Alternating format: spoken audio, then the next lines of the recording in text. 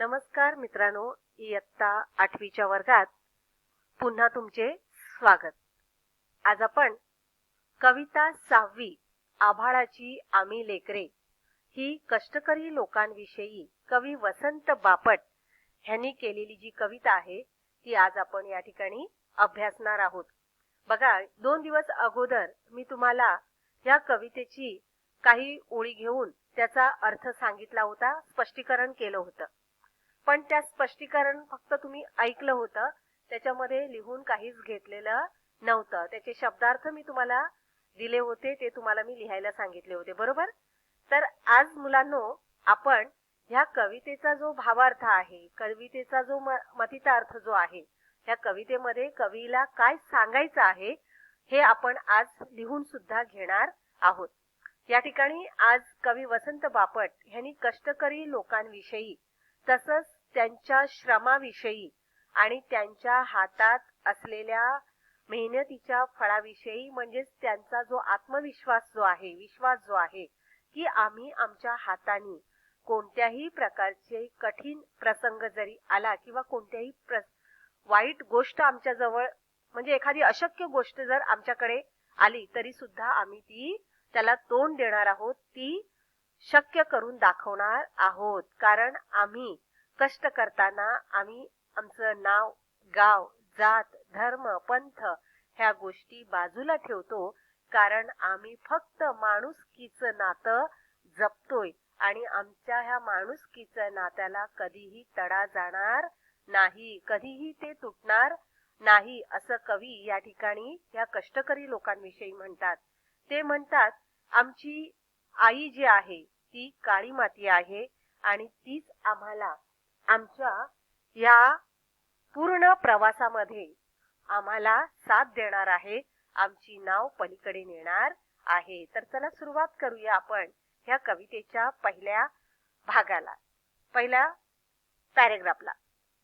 बघा, 2 दिवस आपण ही कविता बघतोय, बरोबर की नाही? पहिलं कडवं आहे, आभाळाची आम्ही लेकरे काळी माती आई. आता लेकरे कोणाचे असतात? आई वडिलांचे असतात, बरोबर की नाही? मग या ठिकाणी कवी काय म्हणतात, तर आभाळ आमचा पिता आहे, काळी माती आई, जात वेगळी नाही आम्हा, धर्म वेगळा नाही. आभाळाची आम्ही लेकरे काळी माती आई, जात वेगळी नाही आम्हा, धर्म वेगळा नाही. पाऊस पडणाऱ्या, भावार्थ बघा, भावार्थ म्हणजे त्या ओळींचा अर्थ या ठिकाणी मी दिलेला आहे. पाऊस पाडणाऱ्या आभाळाची आम्ही बाळे, बाळे म्हणजे काय? मुले आहोत. पिके देणारी ही काळी माती आमची आई आहे. आभाळ आमचा पिता व धरती आमची माता आहे. आम्ही निसर्गाची बाळे आहोत आणि अशा प्रकारे ह्या निसर्गाच्याच म्हणजे आकाशाच्या छायेमध्ये आणि काळ्या मातीच्या कुशीमध्ये आम्ही आहोत. आम्ही त्यांची लेकरे आहोत, मुले आहोत. अशा प्रकारे कवी या ठिकाणी आभाळाची आम्ही लेकरे काळी माती आई, जात वेगळी नाही आम्हा, धर्म वेगळा नाही ह्या कडव्याचा अर्थ जर तुम्हाला एखादा पॅरेग्राफ दिला आणि त्याचा भावार्थ लिहायला सांगितला तर तुम्हाला तो लिहिता आला पाहिजे. म्हणून या ठिकाणी मी भावार्थ लिहून दिलेला आहे, तो तुम्ही तुमच्या वहीमध्ये लिहायचा आहे. म्हणजेच कवितेचं कडवं आणि त्याच्या खाली भावार्थ लिहिला तर तुम्हाला तो पाठ करायला अगदी सोपा जाईल आणि लक्षात सुद्धा राहील. चला पुढचा पॅरेग्राफ बघूया. श्रमगंगेच्या तीरावरती कष्टकऱ्यांची आमुची वस्ती, नाव वेगळे नाही आम्हा, गाव वेगळा नाही. बघा, नाव, गाव, वरती आणि वसती, बरोबर की नाही? तीरावरती आणि वस्ती, म्हणजेच या ठिकाणी रायमिंग वर्ड्स पण आपल्याला या ठिकाणी दिसत आहेत. बघा, श्रमगंगेच्या तीरावरती कष्टकऱ्यांची आमुची वस्ती. या ठिकाणी हे शेतकरी जो आहे तो आपल्या कुटुंबाला घेऊन या ठिकाणी कष्ट करत असतो आणि श्रम करताना त्यांना कोणत्याही प्रकारची लाज किंवा भीती वाटत नाही, तर घाम गाळून ते काम करतात. अशा प्रकारे श्रमगंगा जी आहे, या ठिकाणी गंगा हे नदीचं नाव आहे. अशा ह्या पवित्र नदीच्या काठावर आमच्या श्रम करणाऱ्या माणसांची वस्ती आहे. आम्हाला नाव आणि गाव वेगळे नाही. आता हा भावार्थ बघा खाली, श्रमरूपी गंगेच्या काठावरती आम्हा कष्टकऱ्यांची वस्ती आहे. श्रमरूपी गंगा, गंगा वाहणाऱ्या नदीचं नाव आहे, पण या ठिकाणी मेहनतीची गंगा वाहते. इथे मेहनतीला काहीच कमतरता नाहीये. तर दिवस रात्र हे लोक मेहनत करतायत. मेहनतीसाठीच त्यांनी स्वतःला वाहून घेतलेलं आहे. म्हणून त्यांना श्रमरूपी गंगेच्या काठावरती आम्हा कष्टकऱ्यांची वस्ती आहे. कष्ट आम्हाला गंगेसारखे पवित्र आहेत, कारण त्याच्यामुळेच आमच्या पोटाला भाकरी मिळते. कष्ट आम्हाला गंगेसारखे पवित्र आहेत. आम्ही सर्व कष्टकरी आहोत. याविषयी आम्हाला निराळे नाव नाही की वेगळे गाव नाही. अशा प्रकारे कवीने ह्या कडव्याचा अर्थ म्हणजेच या ठिकाणी जो भावार्थ जो आहे मी दिलेला आहे तो ह्या कडव्याचा भावार्थ आहे. हे लक्षात ठेवायचे. तुम्हाला ह्या कडवे सेपरेट लिहायचे आहेत आणि त्याच्या खाली भावार्थ लिहायचा आहे. ही गोष्ट लक्षात ठेवायची. मी पुन्हा पुन्हा प्रत्येक कडव्याच्या पाठीमागे तुम्हाला सांगते की भावार्थ तुम्ही वहीत लिहायचा आहे.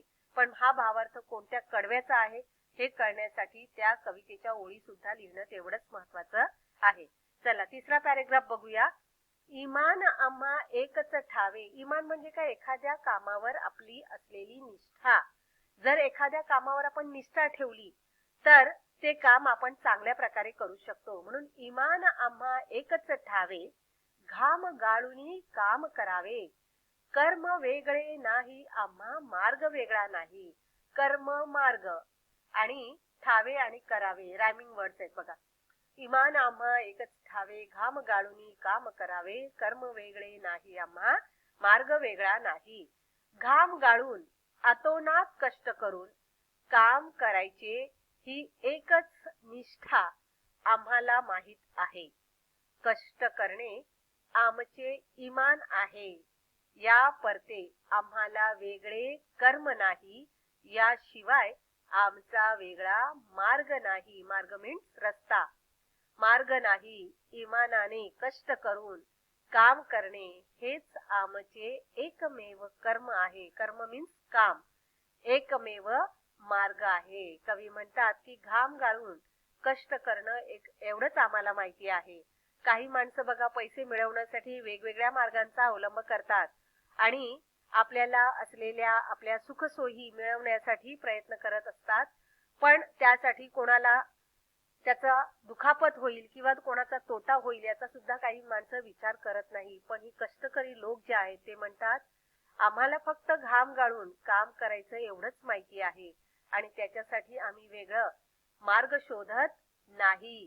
की घाम गाळणे आणि ह्या घामावरच आमची निष्ठा आहे, कारण तेच आम्हाला आमचं भविष्य घडवून देणार आहेत. अशा प्रकारे इमान आम्हा एकच ठावे, घाम गाळूनी काम करावे. कर्म वेगळे नाही आम्हा मार्ग वेगळा नाही. या ओळीचा भावार्थ त्याच्या खालीच दिलेला आहे. चला मुलांनो पुढे बघूया. माणुसकीचे अभंग नाते. अभंग म्हणजे काय? न तुटणारे. अभंग या शब्दाचा अर्थ काय आहे? माणुसकी म्हणजे काय?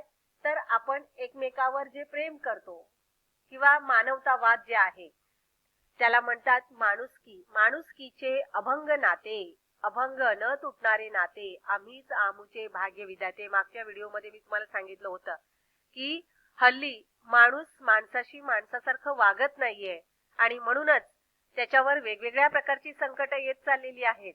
माणसाने माणसाशी माणसासारखं जर वागलं, माणुसकीचं नातं जर कायम ठेवलं तर आपल्यावर अशा प्रकारची संकट येणार नाहीत असं या ठिकाणी कवी सांगण्याचा प्रयत्न करत आहेत. माणुसकीचे अभंग नाते आम्हीच आमुचे भाग्य विधाते. भाग्य म्हणजे काय? नशीब जे आहे, जे याला हिंदीमध्ये तुम्ही नसीब म्हणता. तर माणुसकीचे नाते जे आहे वो मानवता का जो रिश्ता है वो क्या है? अटूट होना चाहिए. और हम हमारे हाथ पर हमारा विश्वास है और उस हाथ से काम करके हम अपना भाग्य अपना नसीब बनाने वाले हैं. पंथ वेगळा नाही आम्हा संत वेगळा नाही. या ठिकाणी कवी त्याचा भावार्थ सांगतायत की आम्ही मानवतेचे अतूट नाते जपतोय. आम्हीच आमचे भाग्य विधाते आहोत.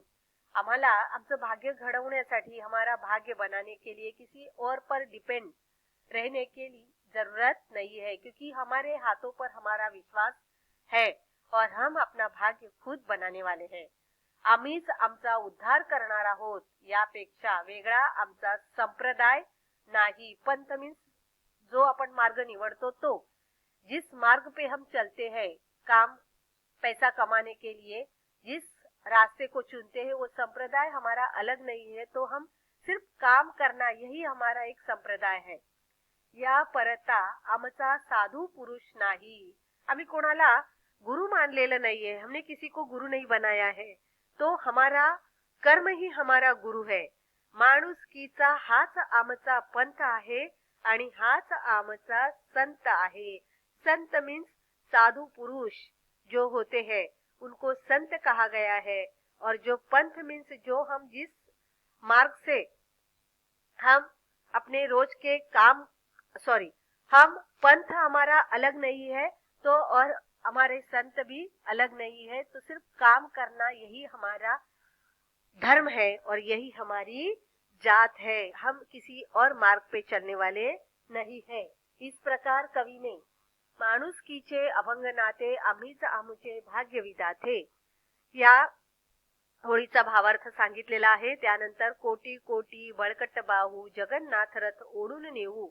आस वेगळी नाही आम्हा ध्यास वेगळा नाही. कोट्यावधी भारतीयांच्या मजबूत हातांनी नव समाज निर्मितीचा जगन्नाथाचा रथ आम्ही ओढून नेणार आहोत. या वेगळी आमची कोणती इच्छा नाही. या वेगळा आमचा कोणता ध्यास नाही. एकजुटीने सामाजिक कार्य करणे हेच आमचे ध्येय आहे. यूनिटी एकता जी आहे जो है वो हमारे इस भारत देश में दिखाई देती है. और इसी यूनिटी के साथ इसी एकता के साथ जो भी कठिन से कठिन प्रसंग जब हमारे ऊपर आते हैं तो हम उसका डटकर सामना करते हैं. यही दिखाने का प्रयास इस पोएम में किया गया है. यहाँ पे कवि कहते हैं कोटि कोटि बलकट बाहु. बाहु मीन्स क्या? हाथ. अगर ऐसे बहुत सारे हाथ कोटि कोटि बलकट बाहु एक साथ आएंगे तो जो काम अशक्य है उसको हम शक्य करके आसान तरीके से करके दिखाएंगे. इस तरह कवि ने यहाँ पे कहा है कि हमें उसके अलावा हमारे मन में कोई आस नहीं है, कोई ध्यास नहीं है, कुछ अलग करने की इच्छा नहीं है. बस कोटि कोटि बलकट बाहु के साथ हम जो चीज अशक्य है उसको शक्य करके दिखाने वाले हैं, आसान करके दिखाने वाले हैं. इस तरह कवि ने इसका भावार्थ मीन्स मैंने लिख के दिया है, उसको आपको नोटबुक में लिखना है. या कवितेचा भावार्थ पूर्ण 5 कडव्यांचा भावार्थ मी या ठिकाणी लिहून दिलेला आहे आणि हा भावार्थ तुम्ही तुमच्या वहीमध्ये लिहायचा आहे. त्याचबरोबर ही कविता सुद्धा पाठ करायची आहे. उद्याच्या पिरियडला आपण ह्या कवितेच्या टेक्स्टबुकच्या खालचे जे प्रश्न उत्तर आहेत म्हणजे स्वाध्याय जो दिलेला आहे त्या स्वाध्यायावर चर्चा करणार आहोत.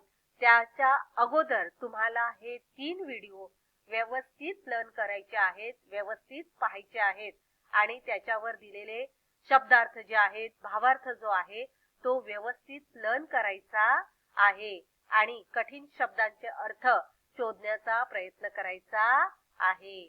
आज आपण इथेच थांबणार आहोत. धन्यवाद मुलांनो. उद्या भेटूया मराठीच्या तासाला. Thank you.